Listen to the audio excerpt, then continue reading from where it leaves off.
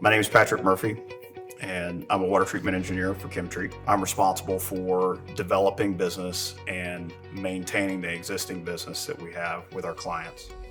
When I came from the Marine Corps into this role, I felt like I was stepping out of one culture of excellence just really into another culture of excellence. We just call things by the different names. So instead of managing a battle space, I now manage a territory. So every day brings a new set of challenges that we have to face. And beauty of our model is that we have a lot of flexibility in how we can meet our objectives on a day-to-day basis.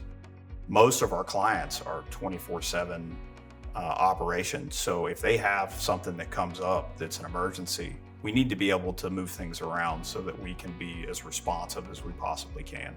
And all that adds to that trust, the reliability, the confidence that they have in us as a valued member of their team, is that we're this resource for them, that when they get into trouble, they know they can count on us to pick up the phone and do something about it to help them. We're water chemists at heart, so we do a lot of water testing, or that technical aspect might be teaching a class to a group of engineers about how their water systems actually operate. And so in that respect, we're almost like process engineers.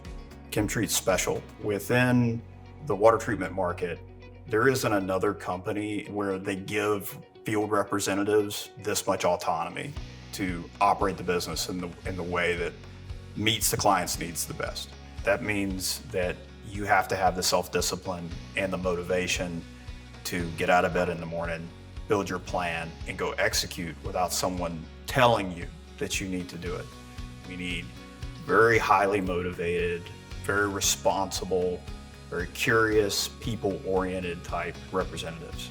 You need to enjoy building those kind of relationships. If you have an opportunity to do this job specifically with this company, at first I would advise you to leap and definitely take the chance. Not be afraid to learn from the people around you, to try new things, to take some risk, because that's where we grow, not just personally, but as a business.